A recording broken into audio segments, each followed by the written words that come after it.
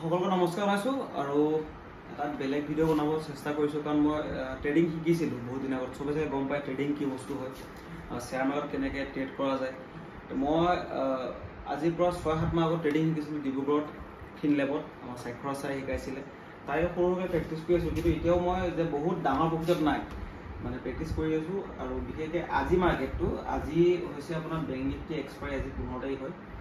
এক্সপায়াৰীত আমি এটা ট্ৰেড লৈছিলোঁ এইখিনি খুব ধুনীয়া মোমেণ্টাম ল'লোঁ। আমি এটা ট্ৰেড লৈছিলোঁ জেগাখিনিত। প্ৰিমিয়ামটো আছিল সেই সময়ত 57 প্ৰিমিয়ামটো আমি বেচিলোঁগৈ। মই বেচিছোঁ 120 টকাত বেচিছিলোঁ। আৰু এডাল বেংক নিফটিৰ চাৰ্টত খুব ধুনীয়া এটা ৰঙা কেণ্ডেল, মানে চেলিং কেণ্ডেল দেখাইছিলে। আৰু আজি অভাৰঅল মানে মই যিটো হোল্ড নকৰোঁ, স্কেল্পিং কৰোঁ, কাৰণ হোল্ড কৰিব পৰাকৈ মই এতিয়াও মানে ডাটা এনালিচিছ কৰিব পৰা হোৱা নাই। দেখুৱাই দিছোঁ আৰু এইটো আজি মানে অভাৰঅল 1300 এইটো মানে প্ৰফিট। ইয়াৰ পৰা মোৰ চাৰ্জেছ আছে, কাৰণ মোৰ আজি ট্ৰেড অলপ লোৱা বেছি হৈ গ'ল। এইকেইটা দেখাই দিবচোন।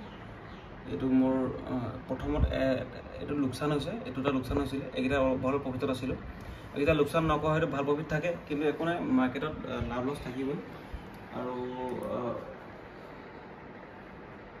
আপোনালোকেও চাব পাৰে, কিন্তু মই পৰখ বুলি নকওঁ, কাৰণ এইটো এটা বৰ মানে নিশিকাকৈ কৰাটো খুব এটা ৰিস্কি হৈ যায়।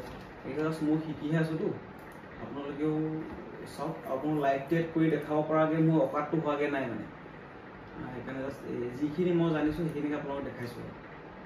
Thank U.